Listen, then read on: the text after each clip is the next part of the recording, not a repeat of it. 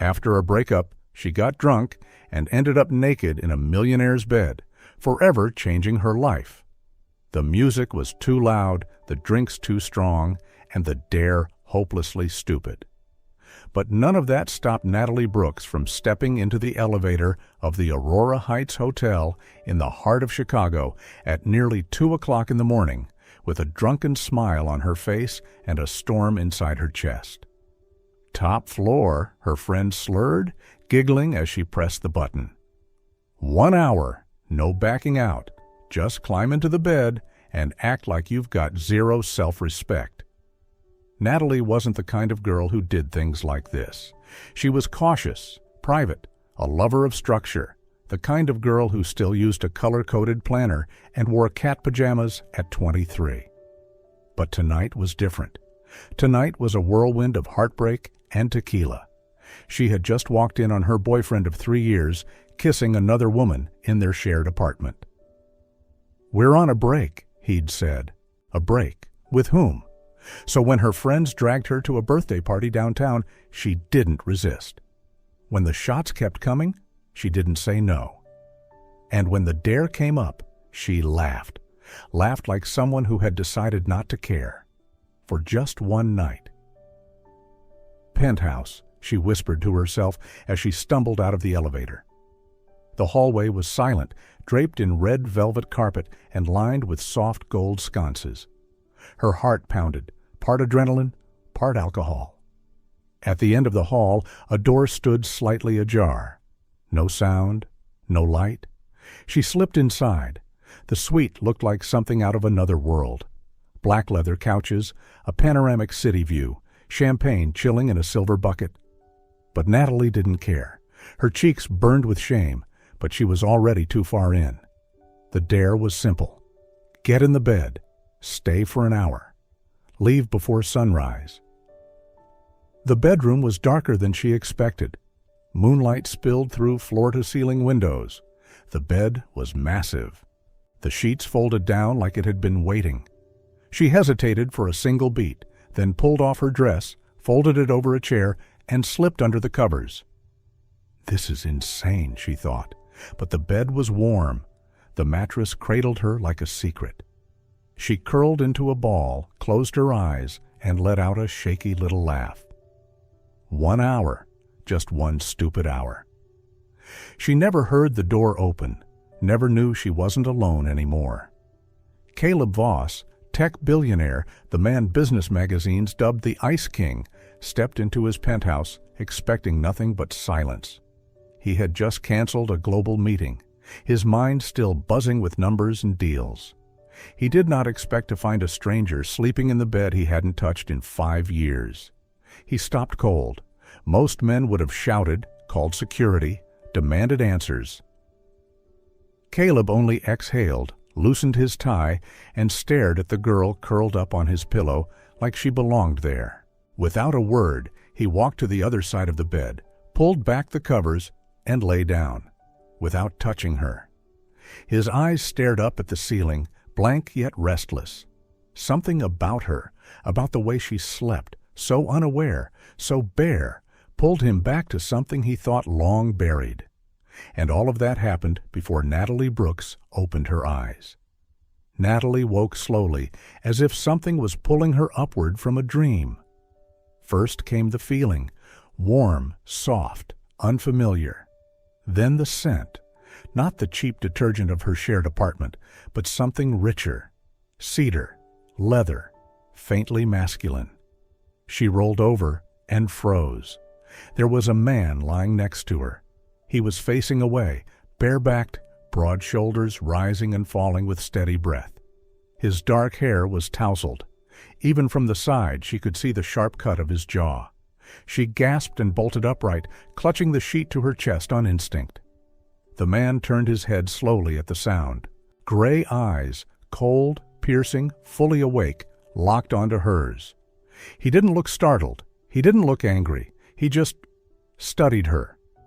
"You're not my usual wake-up call," he said, voice low, smooth, like velvet dragged over steel. Natalie opened her mouth, but no words came out. He sat up, stretching lazily. Don't scream. I hate noise before coffee. She blinked. I thought this room was empty. I didn't know. Caleb Voss studied her. Not just the tangled brown hair or flushed cheeks or the oversized sheet she gripped like armor, but the fear in her voice. The kind that didn't come from getting caught, but from feeling lost. "Who dared you?" he asked calmly. Her face flushed deeper. "It was just a stupid game. My friend's birthday. I didn't think—" "Clearly," he said, standing and walking toward a sleek black robe hanging nearby. Every movement carried confidence, control, the kind of grace that didn't ask permission. Natalie looked away, only to glance back when he spoke again.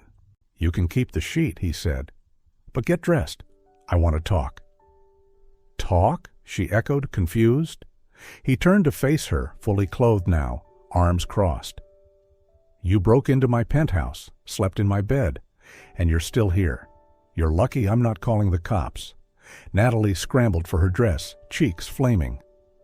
"I'm sorry. I'll leave right now." He didn't move, just watched her struggle to pull the fabric over her head with shaking hands. "What's your name?" he asked. She paused. "Natalie?" He nodded once. "I'm Caleb." She already knew. Who in Chicago didn't know Caleb Voss?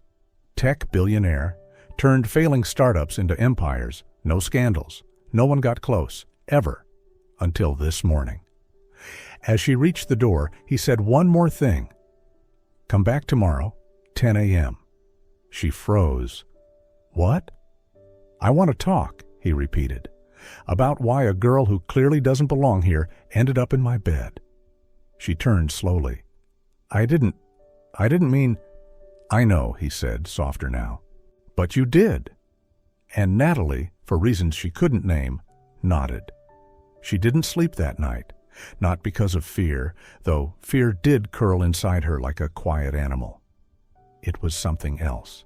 The look in his eyes when he asked her to come back. A pull, dangerous and undeniable. The next morning, Natalie sat motionless on the edge of her bed, fingers clenched around her phone as the clock ticked closer to 10 a.m. She hadn't slept. Her thoughts were a storm of confusion. She didn't know why Caleb Voss wanted her to return. She didn't even understand why she was seriously considering doing it. Every rational part of her screamed, "Forget it." But something quieter inside her whispered, "Go, just once more." At 9:42 in the morning, she left the apartment wearing a white t-shirt, worn jeans, and the only clean sneakers she had left. She braided her hair, not for style, but to keep her hands from shaking. Voss Tower stood like a monolith in the center of Chicago, all steel and glass and silent power. In the lobby, everyone moved like they were negotiating world affairs. Natalie felt like an ink blot in a black and white photograph. But when she gave her name, the receptionist simply nodded. "Mr. Voss is expecting you." The elevator took her to the top floor, a level with no public buttons, just a security key. When the doors opened, they led straight into his private office. It looked more like a museum than a workspace. A glass desk, slate gray floors, floor-to-ceiling windows that made the sky feel almost reachable. Caleb stood with his back to her, hands in his pockets.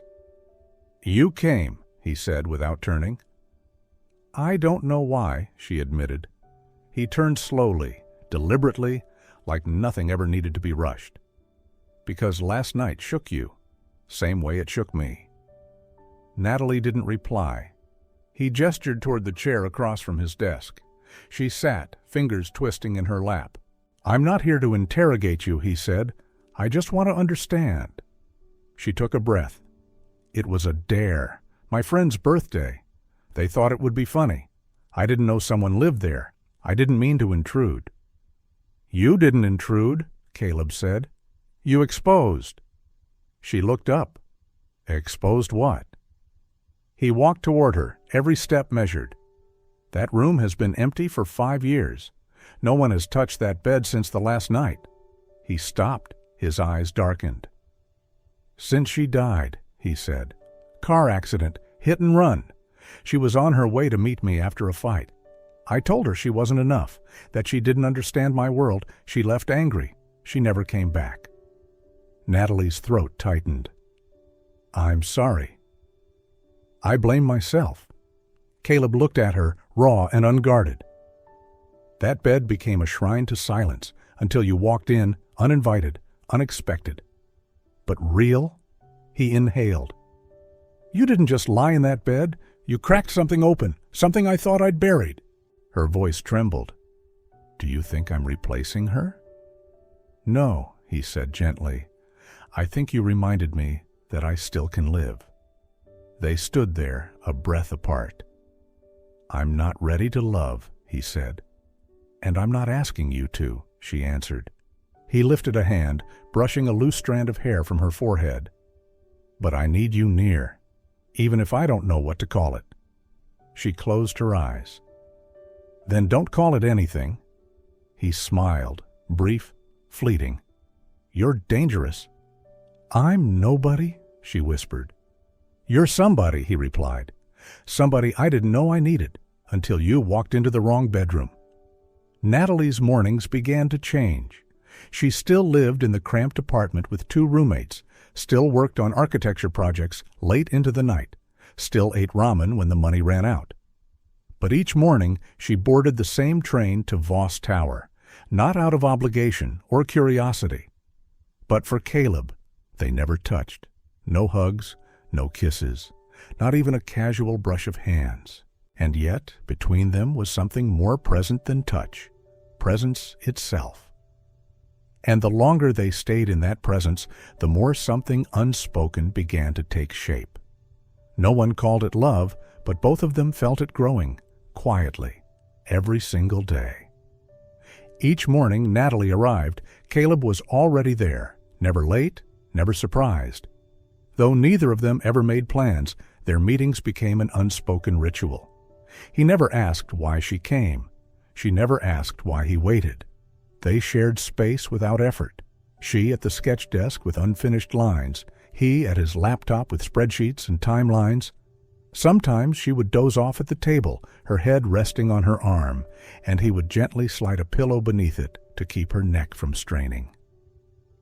Once, when she strained her wrist from too much drawing, Caleb didn't say a word. He simply took her hand, turned it gently in his own, and applied a cooling balm. His touch was precise, cold, careful, as if he had done it 1,000 times before. She didn't speak, but her heartbeat skipped, just once, and then it grew, not from grand gestures, but from the smallest things. When Caleb placed her coffee just the way she liked it before she could ask. When Natalie left a handwritten note on his desk, "I hate cold floors. Get a rug." When they both stared out the window one rainy morning and laughed at the same boy in a yellow raincoat stomping through puddles. One day, Natalie asked, "Do you ever feel peaceful?" Caleb didn't answer right away. He just looked at her for a long, quiet moment and said, "Never. Not until you started showing up every morning." She didn't know how to respond, but that day, instead of sketching buildings, she drew him, not the version from finance magazines, but as he sat there, tired eyes, shirt unbuttoned at the top, and a quiet trace of loneliness still lingering. She left the sketch on his desk before leaving. Caleb said nothing. But the next morning it was framed and placed on the bookshelf, like he wanted to hold on to the version of himself that only Natalie had seen. Those moments had no name, but together they formed something undeniable. They were no longer strangers sharing space. They had started stepping into each other, not with words, but with honest presence. Caleb started adjusting his schedule to match her visits. Sometimes they simply sat across from each other. He worked, she sketched. Other times they sipped coffee in silence, listening to the ticking of the clock, as if the outside world no longer applied. One morning she brought him lunch, homemade pasta in a scratched plastic container. He ate it slowly, like it was the first real meal he'd had in months. "You're the first person who's ever fed me without expecting anything in return," he said. She smiled softly. Welcome to normal life. Another time, she fell asleep on the couch in his office, curled up like a small cat. Caleb was in the middle of a call. He watched her for a long time, then ended the call early just to sit in silence, listening to her steady breathing. They never spoke about these moments, because the things that are most real don't always need a name. One evening, Caleb hosted a charity gala for a tech scholarship fund he quietly supported. He hesitated before asking her, "Would you come with me?"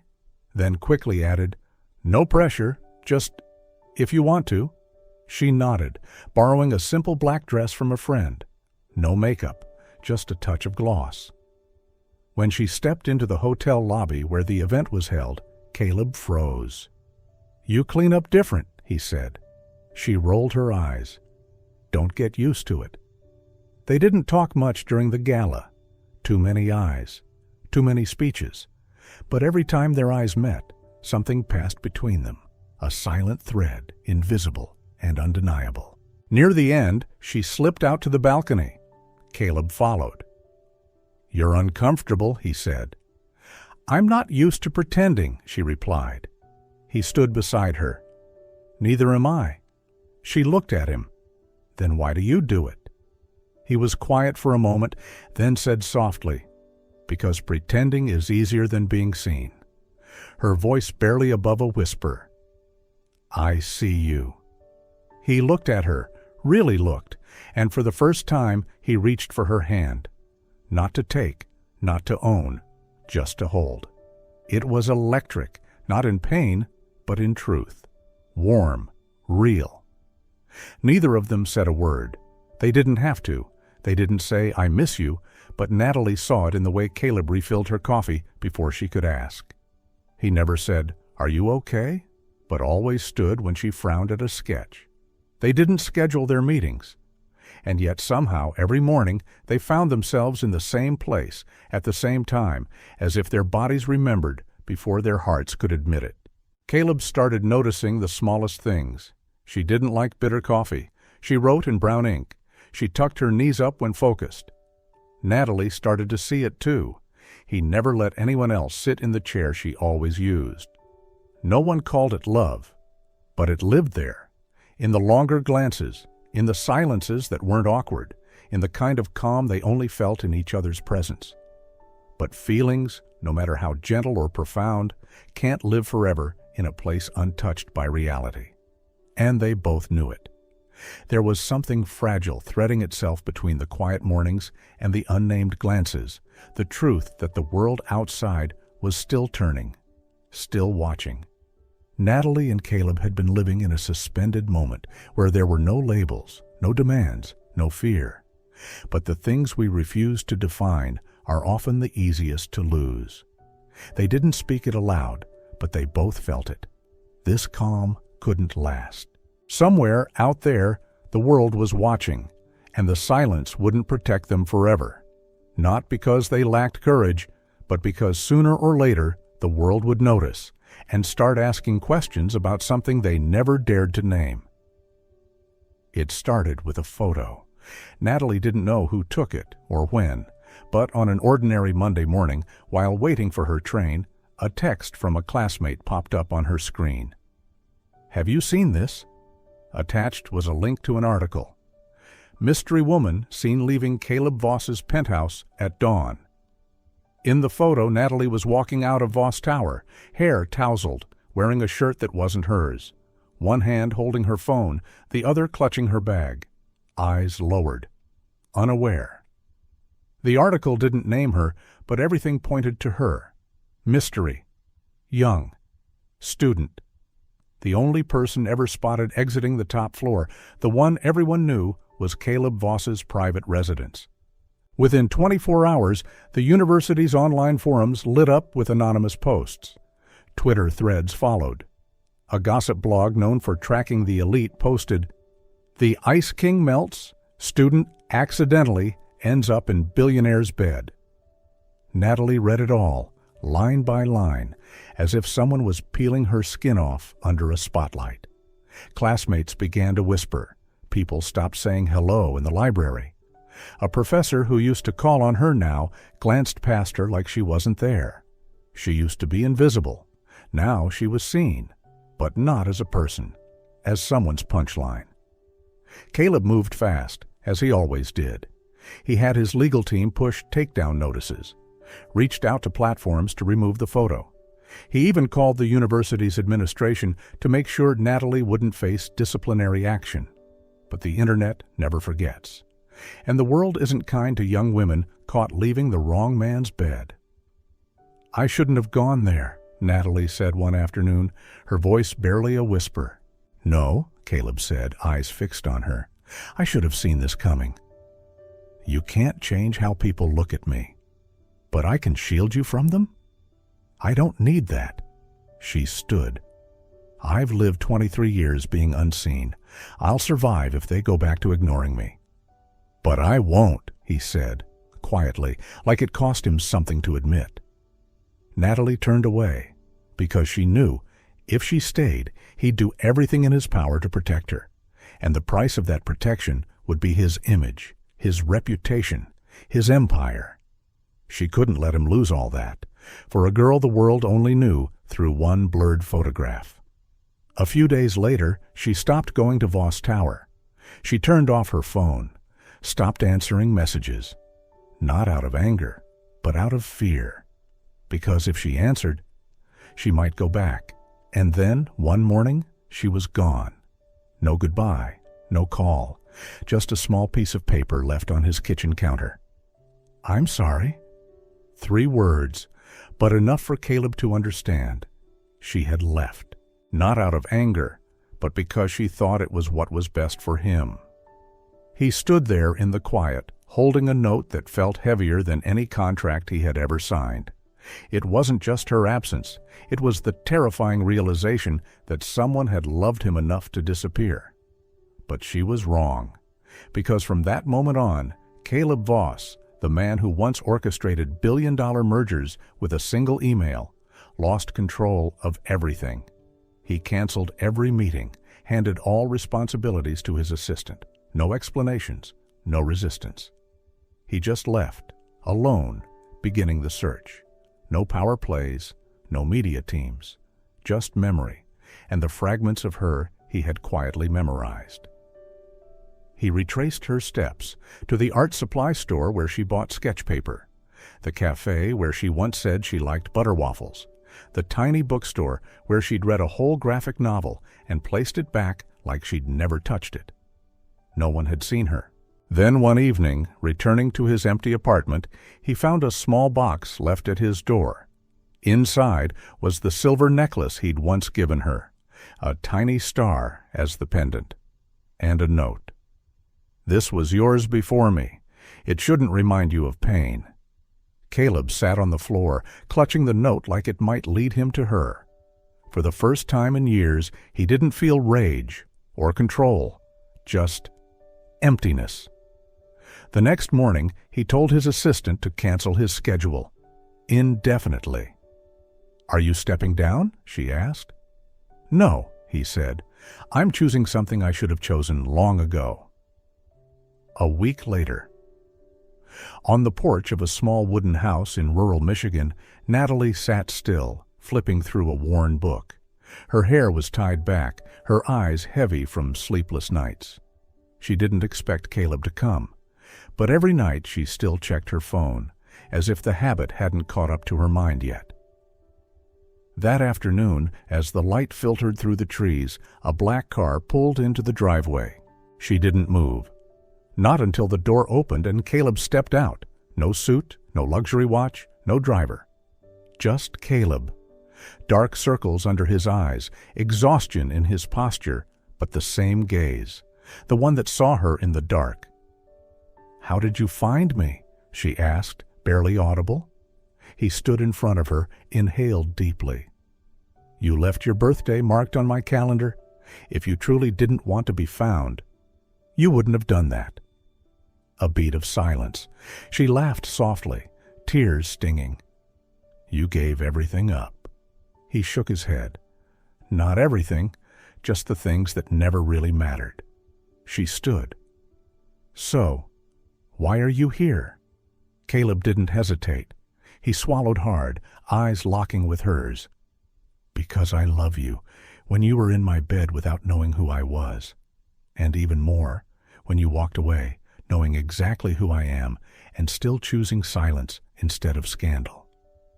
She clenched her hands. "I never thought I'd matter this much." "You were never a dare," he said. "You're the only thing that made me want to begin again." The wind stirred the porch. She let her book fall from her hands, landing on the steps. "So, what now?" Caleb held out his hand. "Now I stop pretending I know how to do this perfectly, and I just show up." She stepped into his arms, resting her head against his chest.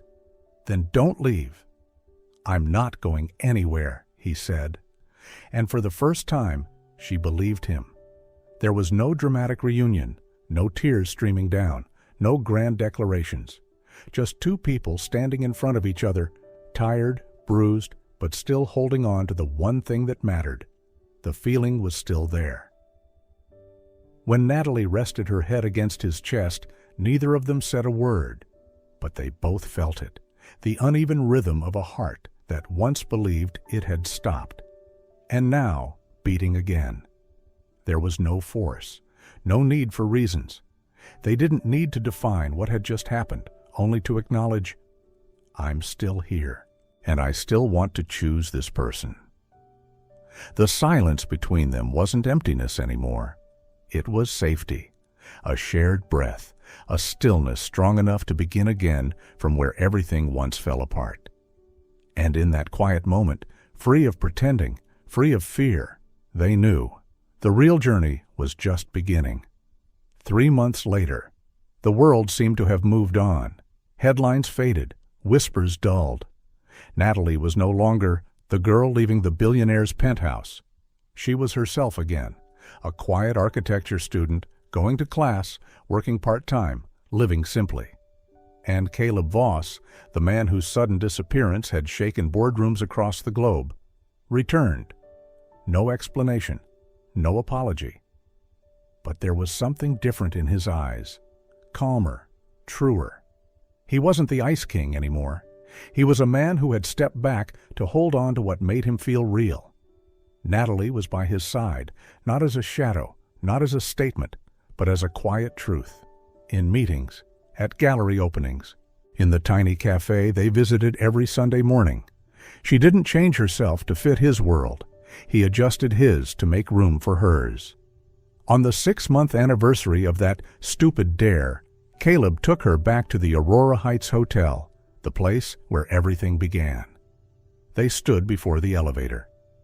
"You sure about this?" she asked, half teasing, half nervous. He nodded. "This time, I'm not late." The elevator took them to the top floor. Nothing had changed. The hallway still carpeted in deep red, the lighting warm, the air smelling faintly of wood and expensive quiet. But this time, Natalie entered the room not with heartbreak and alcohol in her veins, but with clarity in her eyes, wholeness in her chest, and her hand in the hand of someone she chose. The room felt like it had waited for them. On the bed, a small note lay on the pillow. "I never believed in accidents. Until you." Natalie picked it up, smiling softly. "When did you write this?" she asked. "The day you first left that room," Caleb replied. "I didn't mean to hold on to it this long." She placed the note back on the pillow.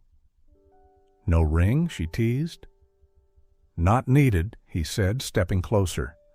"I'm not here to promise forever. I just want to stay. Every day if you'll keep choosing me." She paused, then laid her hand over his chest. "I never needed promises," she said.